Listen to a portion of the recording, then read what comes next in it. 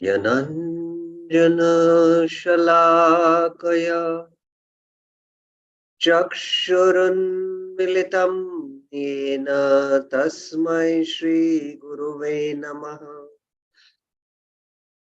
Shri Chaitanya Manobhishtam Stapitam Yena Bhutale Swayam Rupa Kadhamayam Tadhati Swapadantikam Vandeham Shri Shiyuta Padakamalam Shri Gurum Vaishnavamsha Shri Rupam Sagrajatam Sahagana Raghunatham Vitam Tam Sajivam Sadvaitam Savadutam Parijana Sahitam Krishna Chaitanya Devam Shri Radha Krishna Pada Sahagana Lalita Shri Vishakamitamsha Nama Om Vishnu Padaya Krishna Prishtaya Bhutale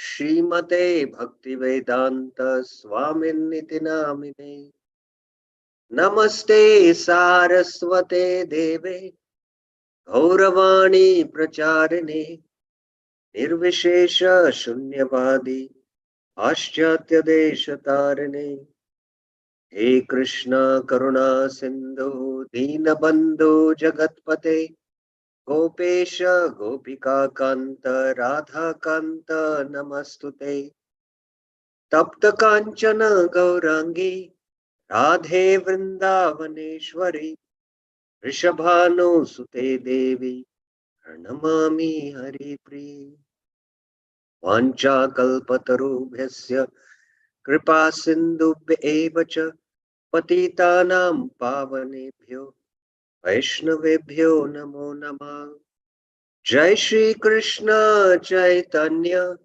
Prabhu Nityananda Shri Advaita Gadadhar Shrivasadi Gaura Bhakta Vrinda Hare Krishna Krishna Krishna Hare Hare Hare Rama Rama Rama Hare Hare. Hare Krishna.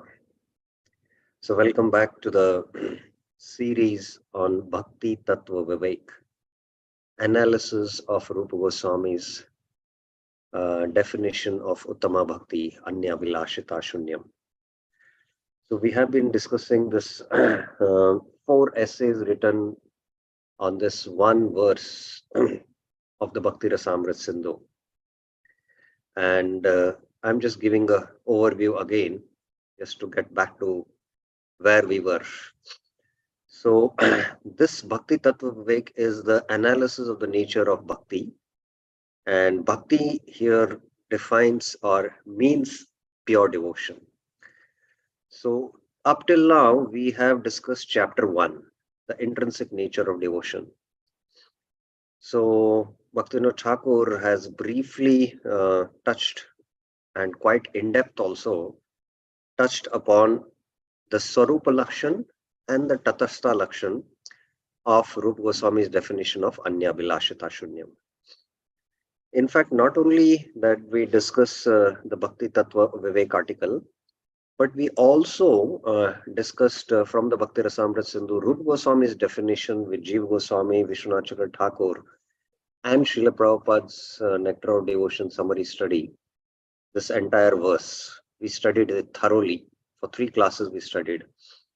Then we also studied some additional themes as to whether are we practicing Ananya Bhakti? Are we practicing Ananya Bhakti? This was a very important theme we discussed also. And then when does pure devotion service begins? So Prabhupada's lecture quotes, 2 lecture quotes we saw, one from the Nectar of Devotion itself, one from the Bhagavatam. There are many you can find. And then after that, we came back to again discussion of the Tatastha Lakshan, Bhaktivinoda Thakur's in-depth understanding of the Tatastha Lakshan, how we should be free from bhukti and mukti spruha. And only such a person is qualified for Vaidhi sadhana bhakti. In the perfected devotees, they are free from it.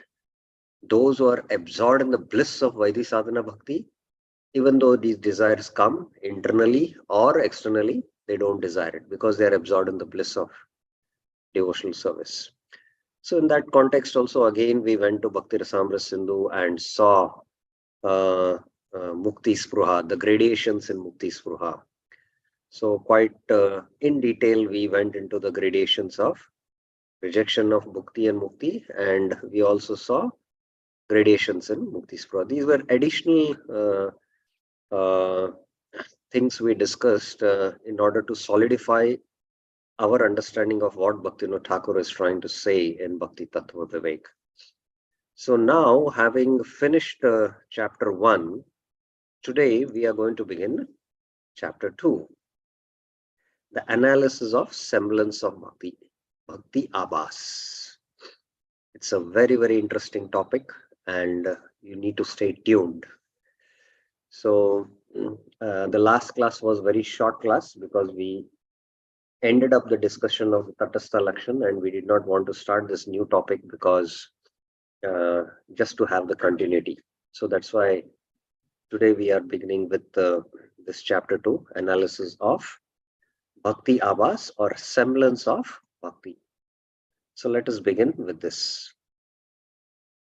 As I mentioned, every chapter which Bhaktivinoda Thakur is writing, there are 4 essays. So there are 4 chapters. And Bhaktivinoda Thakur composed Bhakti Tattva Vivek in Bengali, and which is now translated in English. And he composes a Sanskrit verse. Now, because he is going to discuss Bhakti Abhas, he's composed this beautiful Sanskrit or Bengali verse speaking about, like a Mangalacharan verse, you can say. Yad bhaktyabhasaleshopi dadhati phalamuttamam tam anandanidhim Krishna chaitanyam samupasya me. We worship Sri Krishna Chaitanya. Krishna Chaitanya samupasame. Upasame means to worship. Sam means completely. So fully or perfectly. Samyak rupena upasate. Completely I worship Sri Chaitanya, Krishna Chaitanya. Who is the ocean of transcendental bliss? Tam Ananda Nidhim. Nidhi means ocean. And what kind of ocean? Ocean of bliss, Anand. Tam means that. That Chaitanya Mahaprabhu, who is the ocean of transcendental bliss. Even a faint trace of devotion. Yad bhaktya bhasha abhasa leshopi. Lesh means lesha matra. Lesh means very little. Even a faint trace of devotion. What will it do? Unto him yields the highest result. Dadati phalam uttamam.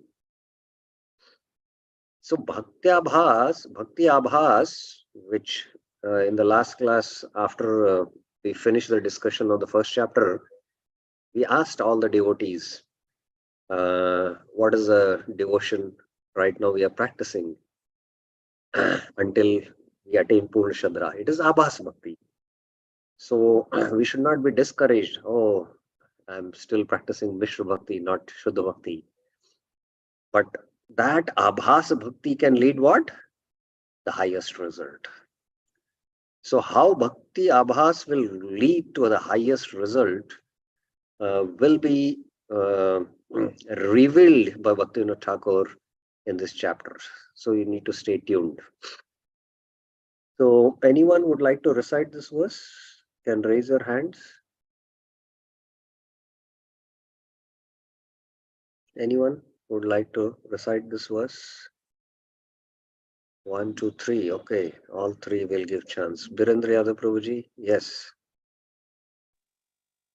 Hare Krishna Prabhuji. Yes. Yad bhaktya bhasaleshopi dadati phalam uttamam tam ananda nidhim Krishna chaitanyam sampashame. Yes, excellent. Uttamam, Uttamam is and Ananda Nidhim. Krishna is not there. Krishna, not Krishna. Okay. Yes, Govinda Prabhuji. Hare Krishna. Yad bhaktabhasaleshopi dadati phalamuttamam tam ananda nidhim Krishna chaitanyam samupasame. Samupasame. Wonderful. Sridham Krishna Prabhu.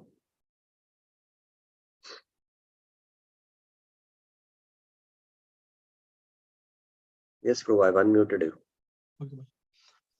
यद भक्त्याभ्यासलेशोऽपि ददाति फलमुत्तमं तमानन्दनिधिं Krishna चैतन्यं समुपास्महे. Pasyamehe. Bhaktya bhasopi. Bhaktya bhaso. Bhaktya is there and abhas is there. So it is bhaktya bhasa leshopi. Api is there, but it is leshopi here. This is a beautiful Mangalacharan verse for this chapter 2. And this is the translation. So let us begin now. Bhaktivinoda Thakur begins, "O intimate devotees."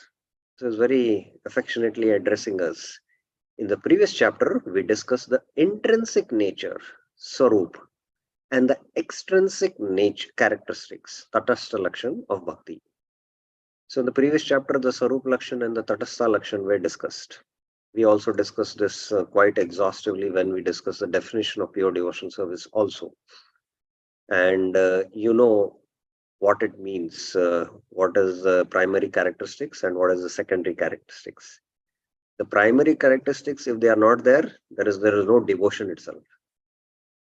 If devotion to Krishna is done in an unfavorable attitude, then it is not bhakti only. So the primary characteristics define whether there is devotion or no.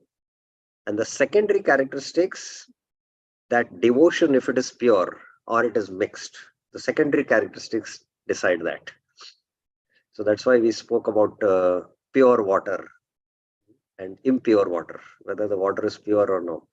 Water is there, yes, whether it is pure water or no. So like that, Tatastha and Mukhya Lakshan, or the primary and the secondary characteristics, or the Mukhya Lakshan and the Gauna Lakshan. So previous chapter, Bhaktivinoda Thakur discussed that. In this chapter, we will discuss Bhakti Abhas, the semblance of devotion. So this chapter, Bhaktivinoda Thakur is devoting to only this topic called as Bhakti Abhas. Now my question to all of you, and I guess most of you have been attending all the sessions. So has Bhaktivinoda Thakur or Rupa Goswami, Bhaktivinoda Thakur in his previous chapter, and Rupa Goswami while defining Uttama Bhakti, has he discussed about Bhakti Abhas? Yes or no?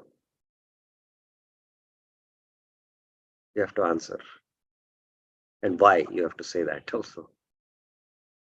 Has Rupa Goswami in the Bhakti Rasamrita Sindhu definition of Uttama Bhakti, or has Bhaktivinoda Thakur in his first chapter discussed about Bhakti Abhas? Yes or no? And why? You have to say. If it is yes, why? How, or how he has discussed, where he has discussed, you have to tell. If it is no also, you have to give a reasoning. Who will answer this? Anyone?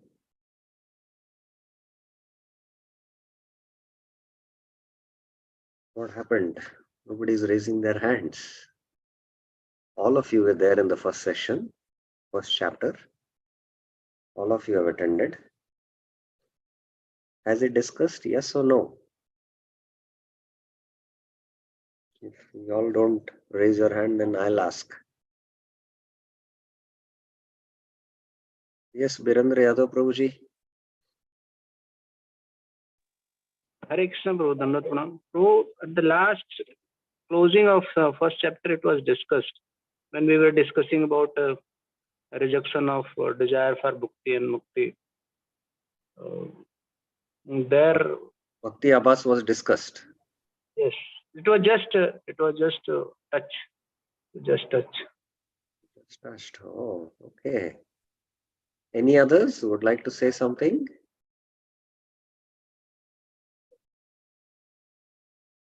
Anyone else? Okay, fine. So let us see what Bhaktivinoda Thakur says to say about it. We have already discussed a little about Bhakti Abbas while reviewing the Tatastha Lakshan of Bhakti. And indeed, Bhakti Abbas is actually included within the category of the Tatastha Lakshan of Bhakti. So Bhakti Abbas has been discussed because if we don't fulfill the Tatastha characteristics, the secondary characteristics, then our Bhakti is Bhakti Abbas. If we only fulfill the primary characteristics, if we don't fulfill the secondary characteristics, then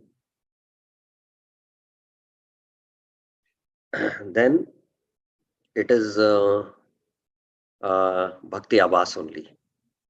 So when we don't fulfill Anya Abhilashita Shunyam, then the Bhakti will be Bhakti Abbas. If we don't fulfill Jnana Karmadi Anavritam, then the Bhakti will also, it will be Bhakti, but it will not be Shuddha Bhakti. What makes the Bhakti Shuddha is when both the secondary characteristics are fulfilled. Anya Abhilashita Shunyam and Jnana Karmadya Anavritam. But since it is not really suitable for the semblance of devotion to be thoroughly analyzed in a section where both the intrinsic nature and the extrinsic characteristics of bhakti are being described, it has become necessary to write a separate chapter of Bhakti Abbas. So there in the first chapter, while defining pure devotion, both the primary and secondary characteristics, Bhaktivinoda Thakur and Rupa Goswami have discussed. But for a thorough analysis, it was not necessary there. But now it is necessary, and that's why Bhaktivinoda Thakur is writing a separate chapter on the Abbas. We hope that this article will serve to further clarify the subject matter of the previous chapter. So what, after understanding Bhakti Abbas, you will much more deeper understand about the secondary characteristics of pure devotion, the Tatastha Lakshan. It is already been stated that the natural and unadulterated endeavor of the infinitesimal consciousness, the jiva, towards the complete consciousness, Krishna, is called bhakti. So the natural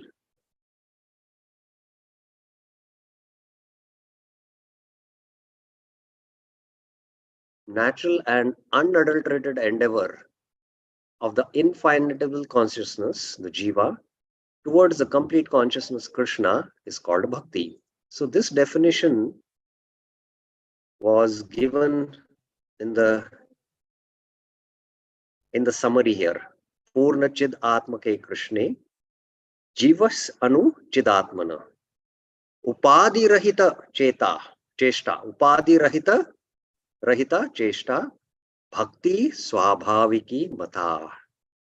So if the Cheshta is done based on our subtle conditioning, that is, I'm a Brahmana, Kshatriya, Vaishya, then that is not the pure and natural, unadulterated endeavor of bhakti.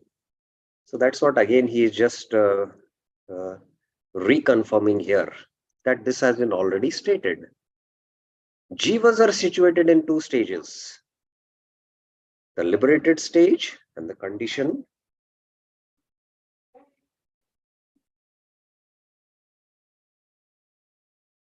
Jivas are situated in two stages, the liberated stage and the conditioned stage. In the liberated stage, the living entity is free from all varieties of material relationships and is situated in his pure constitutional position. So this is the Jivera Swarupoy Krishnera Nityadas. He is transcendental, he is free from all designations. This is the liberated stage. In such a stage, the Jiva remains free from any material designation, and hence within him there is no opportunity for the marginal characteristics of bhakti to exist. I hope this statement is clear.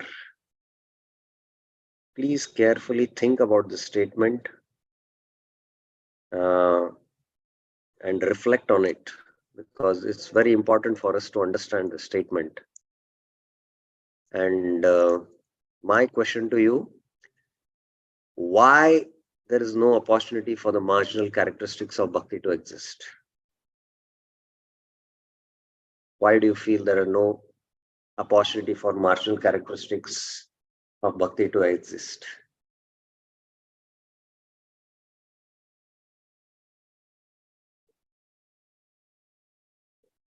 Why do you feel? What is the reason? Anyone? Anyone would like to answer?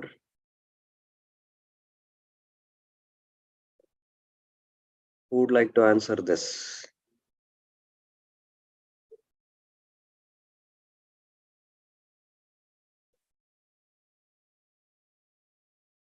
Anyone would like to answer?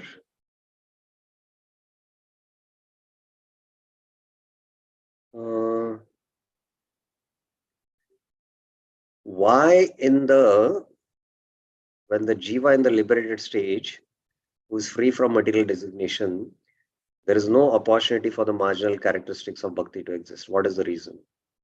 Yes, Birendra Yadav Prabhuji. Hare Krishna, Prabhu. Yes. So, in this case, Jiva, he is in self-realized state, and he no more identifies himself with body. So all body and bodily relationship is No. gone. Okay. Let's keep it a little simple. What are the marginal characteristics of bhakti? That's Anya Abhilashita Sunyam and Okay. Jnana Karma. Okay. Anya Abhilashita Shunyam means free from what kind of desires? Free from all material desires, including bhakti and mukti. Yes. Now, one who is liberated, does he has desires for bhakti and mukti? He will not have. If he has covering of Gyan, then definitely he may have. No. First, let us go to the first characteristic, Anya Abhilashita Shunyam. Please understand, let us go to the first characteristics, Anya Abhilashita Shunyam. Does he have desires for bhakti and mukti? No, Prabhu, he will not have. Okay. Now, because he is on the transcendental position, his endeavors, can his conditioning cover his endeavors? The soul's endeavor? No. So that's why we can understand there is no opportunity for the marginal characteristics of bhakti to exist. Got the point? Did you understand it? Oh, thank you, Prabhu. Thank you. Clear, na? Yes. Okay. Yeah. So that's how. So the Tatastha Lakshan, Anya Abhilashita Shunyam, because his subtle body is completely pure and is on the transcendental platform, he has no bhukti spruha nor mukti spruha.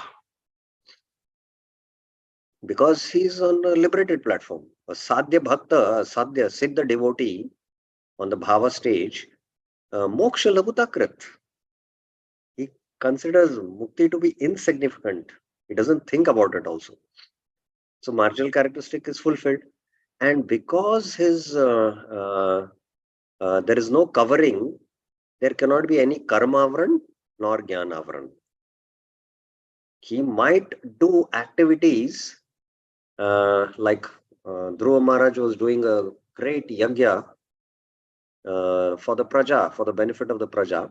But while doing also that yajna, even for the devas, he was considering Indra as the limb of Vishnu.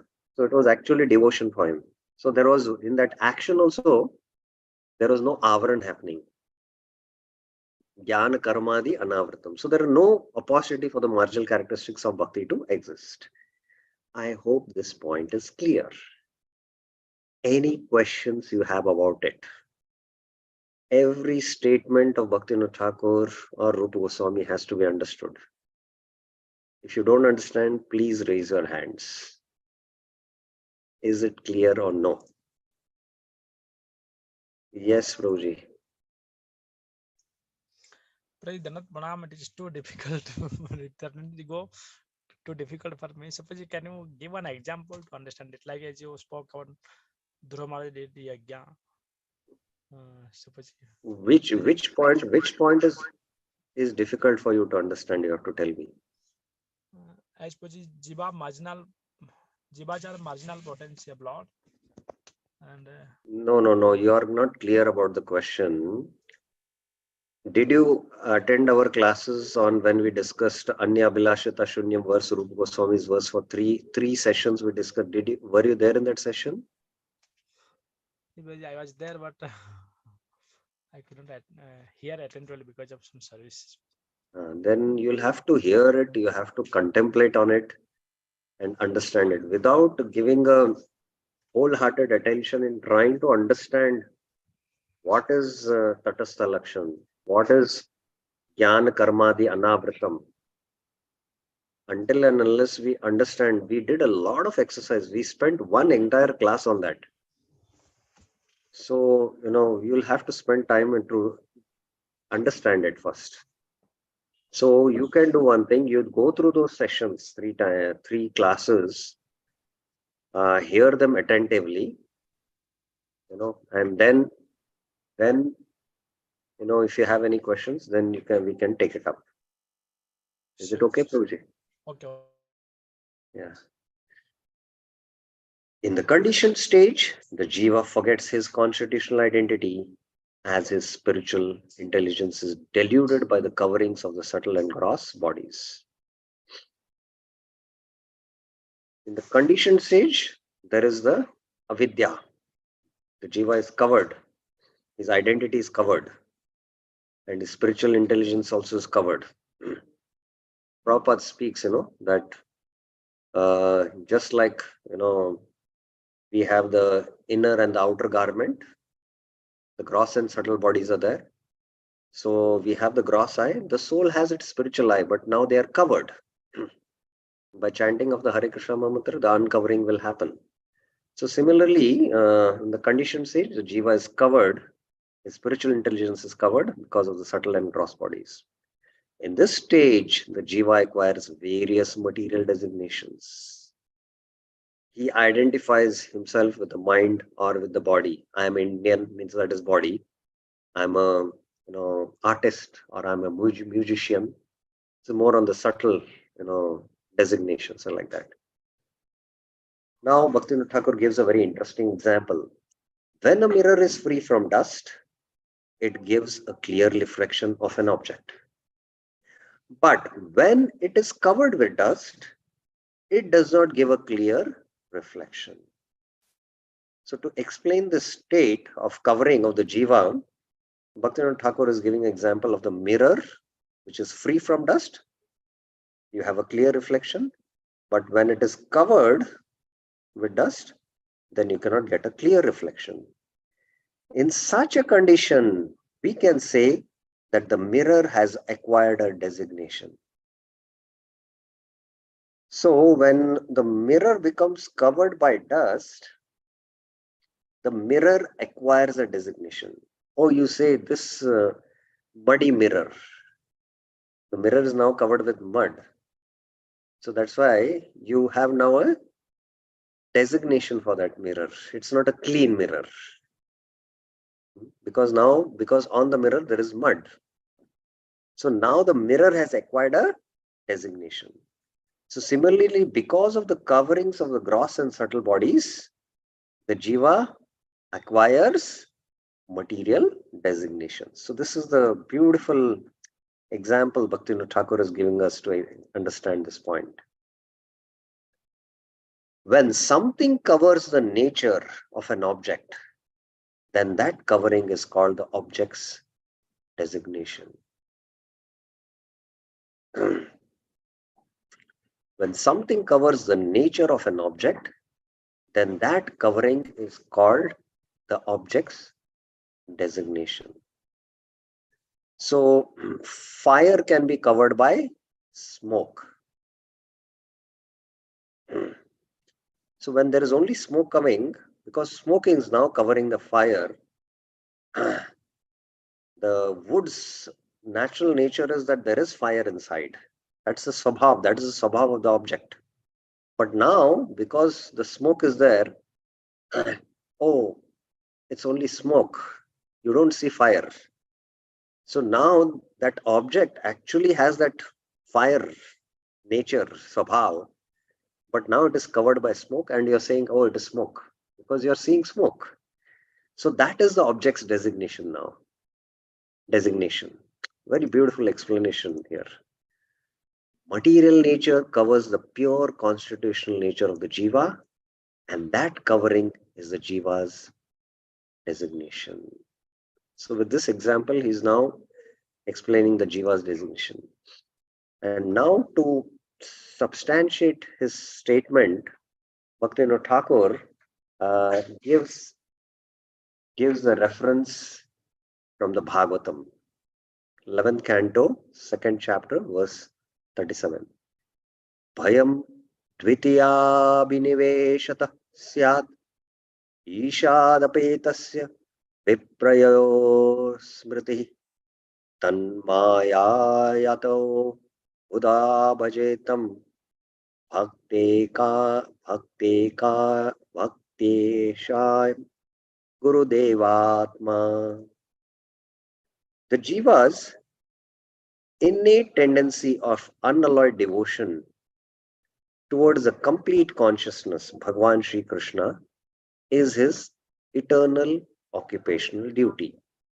This is not exactly the translation. Bhaktivinoda Thakur is just giving an explanation of this verse. It's not exactly the translation of this verse. When the same jiva becomes opposed to Bhagavan, then he is gripped by fear, bhayam, and his intelligence is lost. Maya is the external potency of Bhagavan.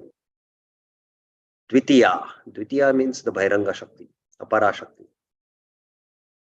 Considering the existence of this material world, which has manifested from the external potency to be independent element of Bhagavan, the unfortunate living entity falls into material existence.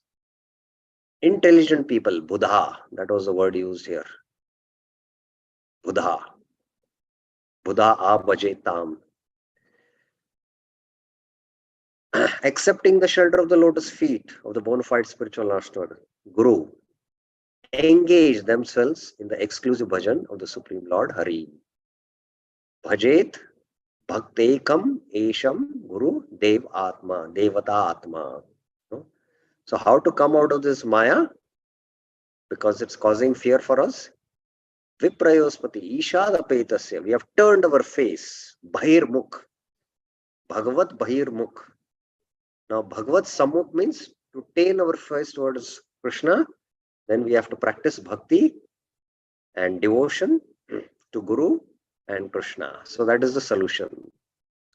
From the verse, we can conclude that a living entity's absorption in the material energy, Maya Abhinvesh, imposes a false designation upon the jiva.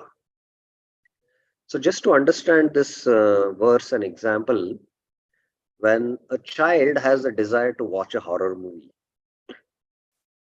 because of this desire to watch the horror movie, his consciousness is now locked in the TV screen and he's watching the horror movie, and while watching the horror movie, he's becoming fearful. Because his consciousness now is absorbed in that horror movie. So this is Maya Abhinivesh. But actually, this child has a very loving relationship with the mother, and he can have very loving reciprocations. If he just turns towards his mother, and they can have a very affectionate relationship, and he can be free from all fear. But because he has turned away and his consciousness is now locked in the TV screen, he is experiencing all the fears of the horror movie because he had the desire to see the horror movie. Similarly, the living entity's desire to enjoy independent of the Lord.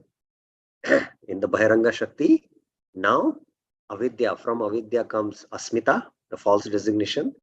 There is raga, dvesh. These are two extremes. There is raga binivesh and dvesha binivesh. So that is how the jiva is caught now in the Maya. And how to come out of it? The way to come out of it is by bhakti, exclusive devotion to the Supreme Lord Hari and to Guru.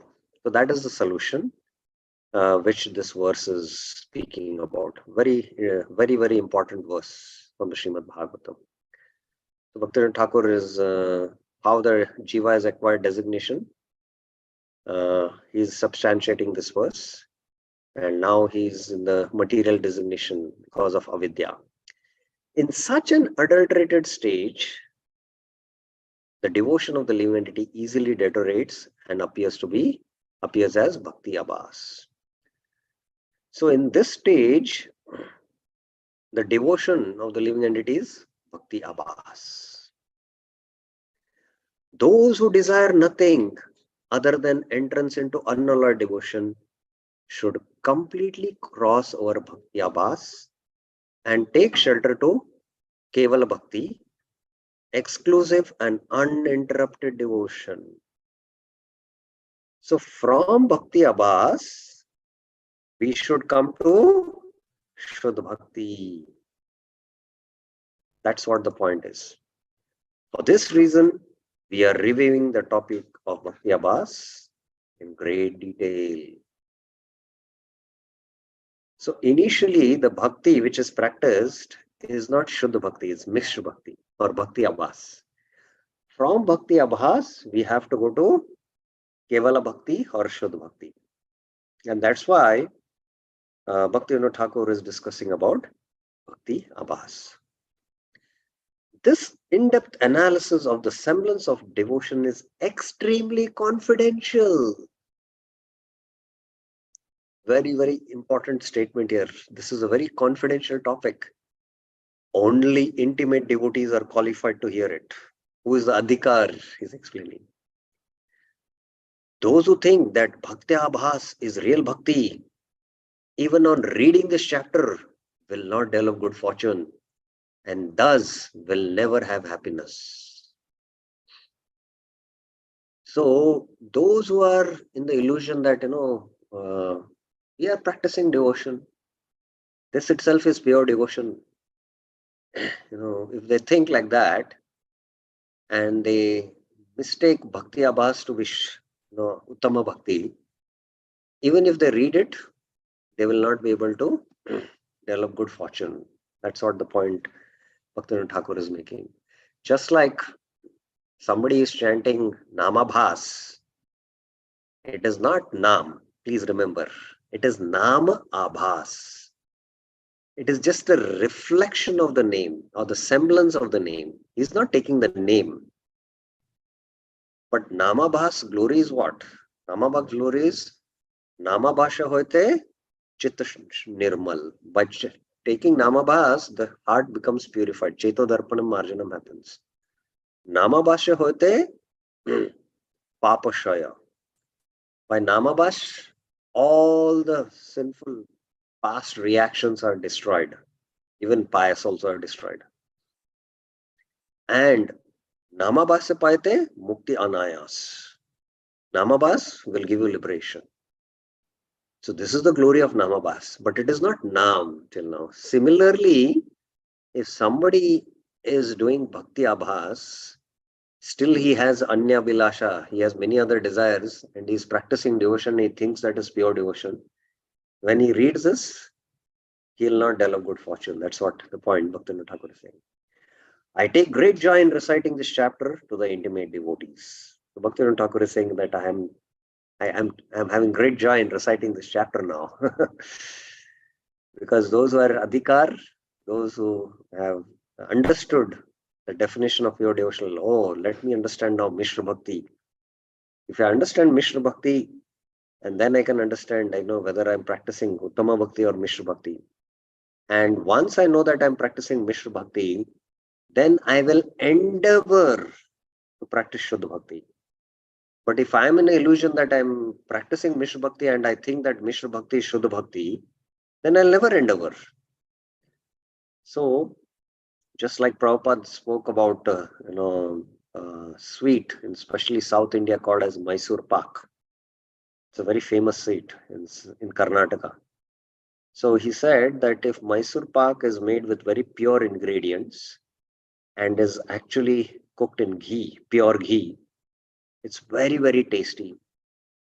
But if you don't know where you get this kind of pure Mysore Pak, and you have been eating Mysore Pak, which is made of not good quality ingredients, and it is not cooked in ghee, it is cooked in oil or dalda, and you have been tasting that, and you find that good, but you don't know really what really is pure Mysore Pak.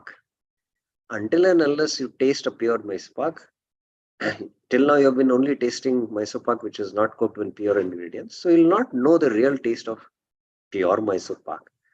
So similarly, just being happy by practicing Bhakti Abhas, you don't know really what is the taste of Shuddha Bhakti, then you'll think that Bhakti Abhas is itself Shuddha Bhakti. So that's why Bhaktivinoda Thakur is saying that we should understand this chapter of Bhakti Abhas very carefully. Okay, so let us now, this is like just the background of Bhakti Abhas. Any questions on this now? Okay. Yes, Birendra Yadav Prabhuji. Hare Krishna, Prabhu, Dandavat Pranam. Prabhu, Yeah. just one clarification. Just 1 second.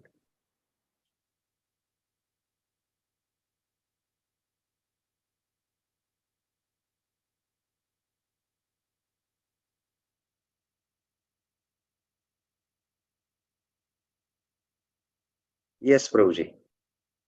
Prabhu, my question is, when Jiva turns his face away from Lord, Mhm. then Maya Devi covers his spiritual intelligence by avidya. Correct. How it happened, Prabhu? I just wanted to know how. It is the same question asked by Parikshit Maharaj also to Sukdev Goswami. It happens by the inconceivable potency of the Lord. The Maya Shakti is very, very powerful. By the inconceivable potency of the Maya Shakti, the Jiva's covering, avidya covering happens. It's a very powerful energy of the Lord, So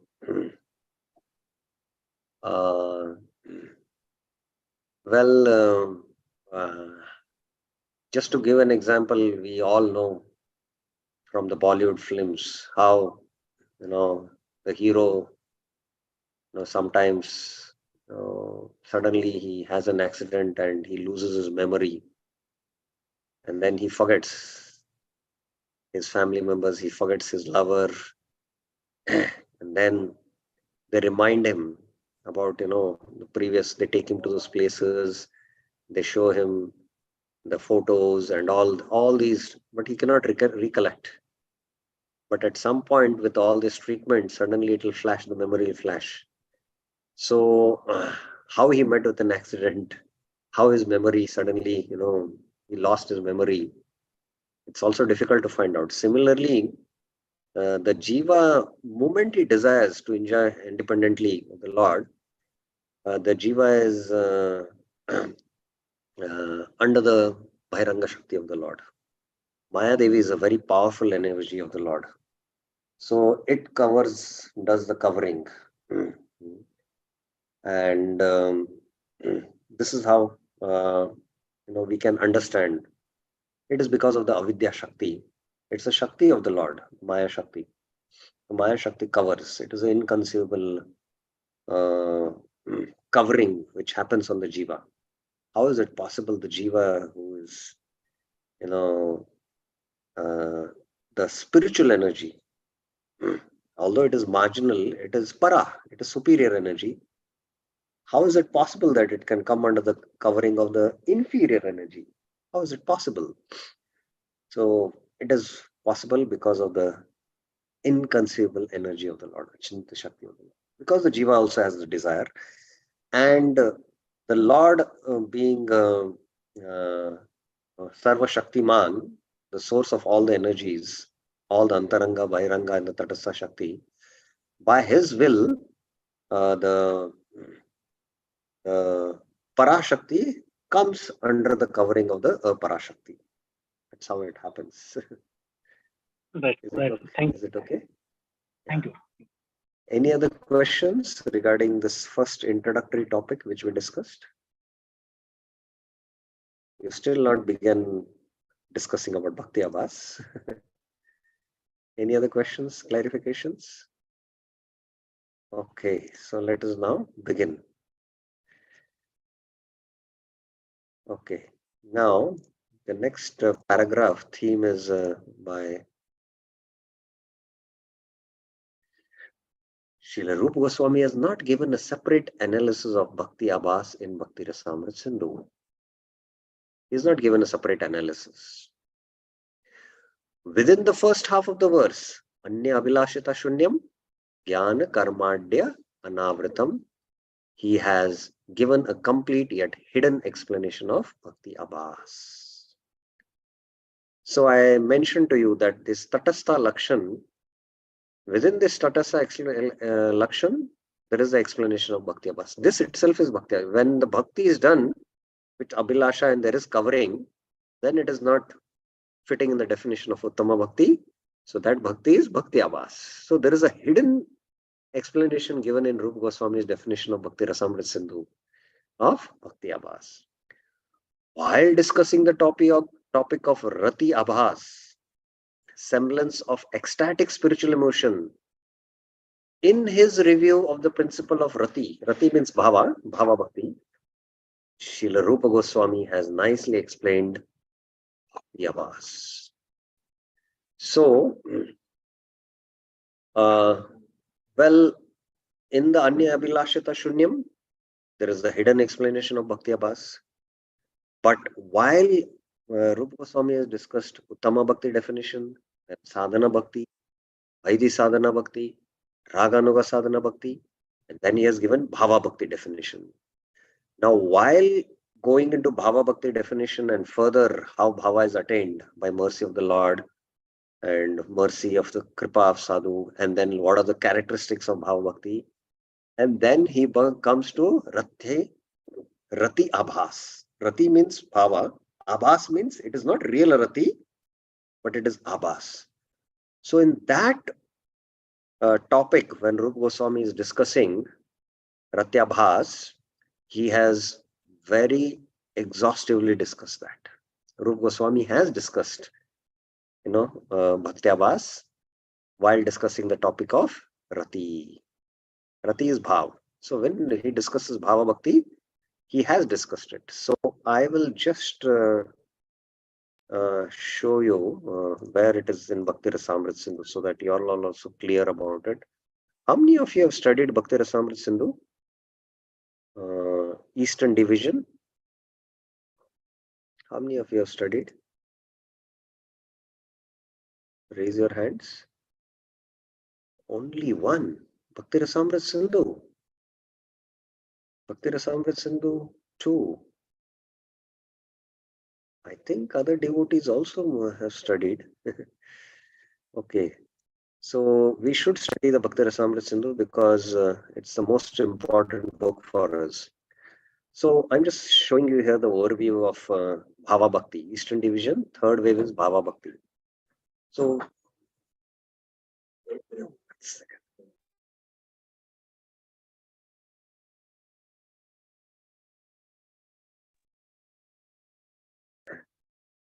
sorry, there was some disruption. So while discussing the Eastern division third wave, Rupa Goswami defines what is Bhava Bhakti and how Bhava Bhakti, what are the causes of Bhava Bhakti from sadhana, Vaidhi sadhana, Raghavana sadhana, from mercy of the Lord, from Krishna's mercy, his words, his presence in the heart, from mercy of a devotee. Then what are the characteristics of Bhava Bhakti? The 9 characteristics we know. Avyarta Kalatvam. These are actually the characteristics of Bhava Bhakti. And then an entire topic on Ratyabhas, semblance of Bhava or Rati. So there he goes into detail of Pratibimba and Chaya. So we will be discussing this because without this understanding what Bhaktivinoda Thakur is speaking now in this second chapter of Bhakti Abhas, we will not understand. So we will be discussing this particular portion only. And then destruction of Bhava Abhas and Bhava and apparent faults of Bhava Bhakta. So all these topics are there in the Eastern wave and one should study it. So now while discussing Bhakti Abhas, we will be discussing Ratyabhas. So just to point it out.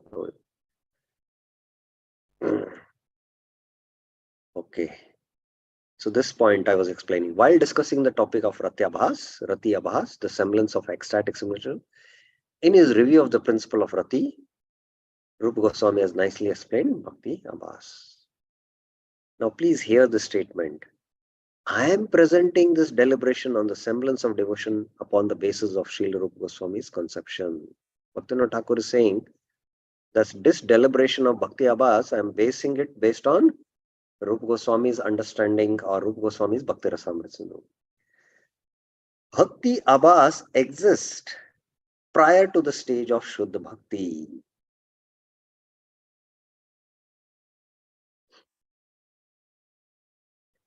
From Bhakti Abhas, the stages of unalloyed devotion and Rati within unalloyed devotion appear in sequence. Who will explain me these two statements, particularly which are in blue?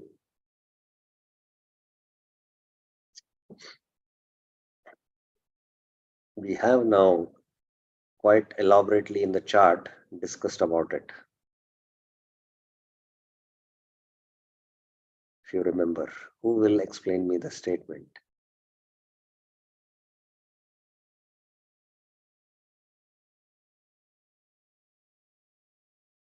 Who will explain me the statement?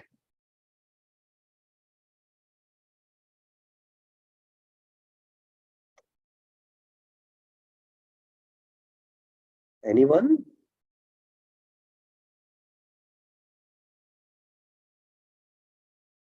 Okay, Birendra Yadav Prabhuji, yes.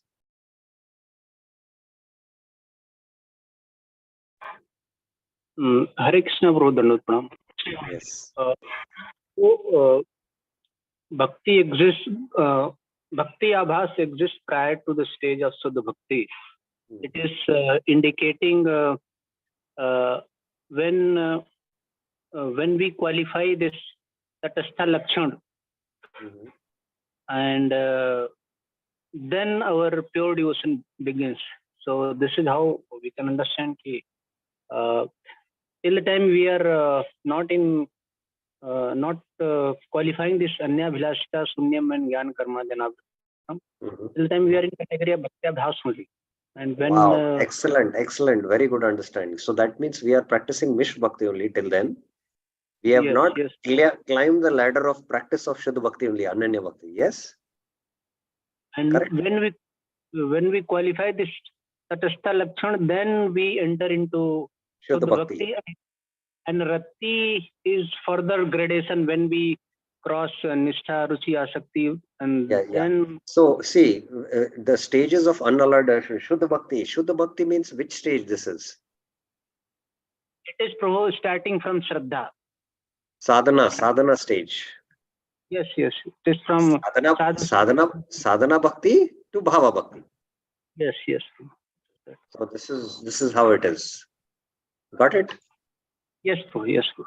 So from Abhas Bhakti, the stages of unalloyed devotion, then Rati. That is the sequence. So I hope all the devotees are able to follow and understand it. It's very important that we understand this statement. Otherwise, it is, will not be clear about how to go ahead. Anyone who did not understand can raise their hands and we'll try to clarify it. Anyone?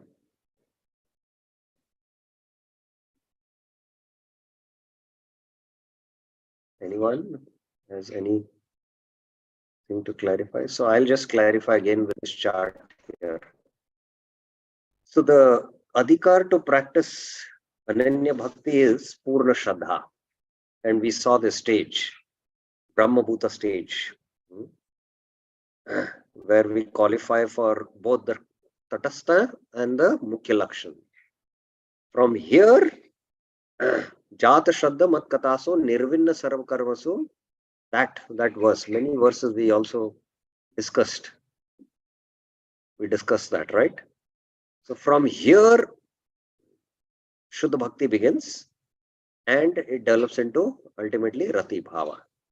So here, when we are practicing, we have still our subtle nature and we are conditioned according to nature and we are doing those activities. So that is when we are practicing also some angas of bhakti, but it is not Ananya Bhakti, it is Bhakti Abhas or Mishra Bhakti, you can say. Just like, by Nishkama Karma Yoga, when one becomes Sthita Pragya, complete detachment from the results of karma it becomes an entry door for Gyan Marg. And then by practicing the limbs of Gyan or Ashtanga Yoga, he attains ultimately liberation. Similarly, we devotees, are doing actions in Krishna consciousness, that is bhakti, but we are, doing actions based on our nature also. And those actions we are dovetailing so that it is favorable in Krishna consciousness. So Anya Abhilashita is not fulfilled and Jnana Karmadi Anavritam is not fulfilled. When from this stage, you come to having that complete faith, Sarva Dharman Parityaja Mamekam Sharanam Raja, give up everything and full-time engage 24 hours in bhajan. Then from here, Ananya Bhakti begins and you attain the stage of Bhava and then Prema. These stages come into picture. So that's the point Bhaktivinoda Thakur is making. I hope it is clear to all of you. Any questions regarding this point? Because we have to understand it very clearly.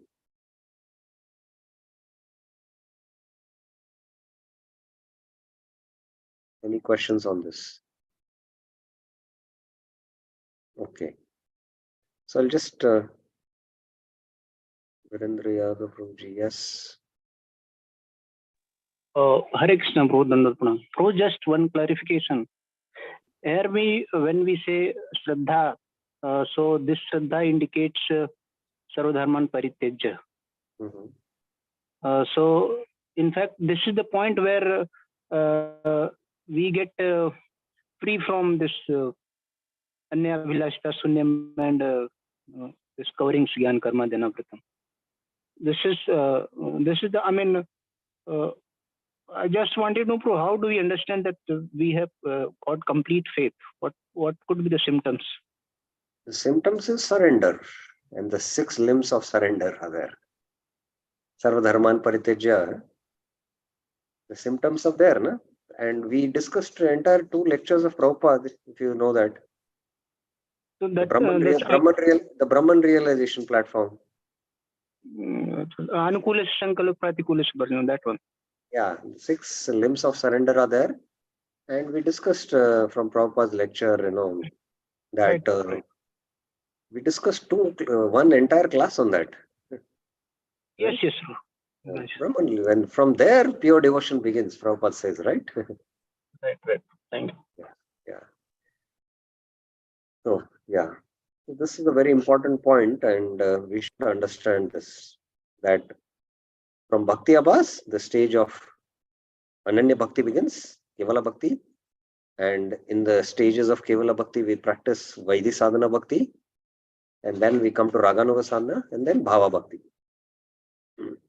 They appear in sequence.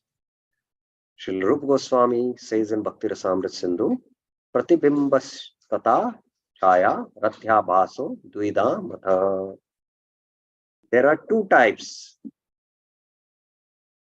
There are two types of Bhakti Abhas, Pratibimba Bhakti Abhas and Chaya Bhakti Abhas. So in the next class, we will discuss quite in detail this very important topic. And we will go into Bhakti Rasamrit Sindhu to discuss this so that we can better understand what Bhaktivinoda Thakur is saying in his Bhakti Tattva Vivek article. The next class, we will do that. So up till now, any clarification, any questions?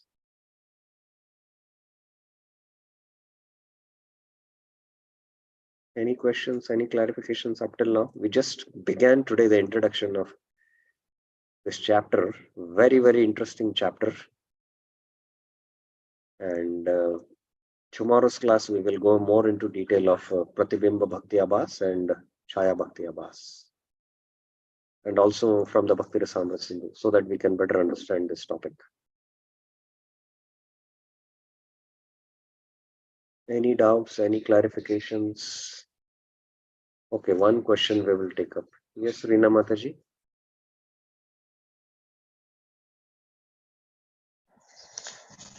Yes, Hare Krishna, प्रभु जी दंडवत प्रणाम।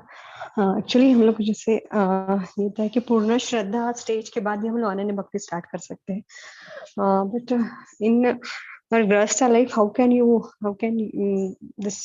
test this, how can you develop for yourself for this stage? It's not only in the grahastha stage you should think about it. Anyone who is a devotee, first of all, he has to understand what is pure devotion. And it doesn't matter your ashram, whether one is a brahmachari, one is a grahastha, or one is a family man, or one is... Firstly, we need to understand what is the definition of pure devotion. And we have to understand what is our nature and see how that nature we can more and more dovetail in Krishna's service, how it can be more and more spiritualized. And we should more see that how our life is molded in such a way that we get more chance to hear, to chant, and directly perform the Navvida Bhakti. So the more and more we do the constitutional activities, the Navvida Bhakti or the 64 limbs of devotion, and the conditional activities is there because we have the subtle and gross body, we make it favorable so that we can do more constitutional activities, and the more closer we'll come to it. So in each and every case, based on their conditioned nature, the spiritual masters or the Shiksha Gurus will advise the devotees how they can favorably mold their conditional activities so that they can do more constitutional activities. So it varies. It is a generic sense I am telling. In a specific way, it has to be case to case weighed. But in a general principle is that we should mold our life so that we can dovetail our conditional activities and spiritualize them, make it as a direct offering to Krishna, make them favorable. Secondly, we need to see that while doing our conditional activities, we can more and more, how we can do our constitutional activities more and more, how we can increase that. And it is not like a matter of few days or few months. It is a lifetime of preparation. And once we come to that stage, from there the journey is very, very quick. It might take few lifetimes also. We don't know. It depends, again, I told you, case to case. So moment we cross the conditioning stage and come to that transcendental platform, from there Shuddha Bhakti will begin. And it will vary. It depends from case to case. Is it clear, Mataji? Yes, Prabhuji. Thank you so much. So we'll end for now, and tomorrow we will start discussing about Rathyabhas or Bhakti Abhas, Pratibimba and Chaya. Hare Krishna. Srila Prabhupada ki Jai, Srila Bhaktivinoda Thakur ki Jai, Shri Bhakti Tattva Vivek ki Jai. Hare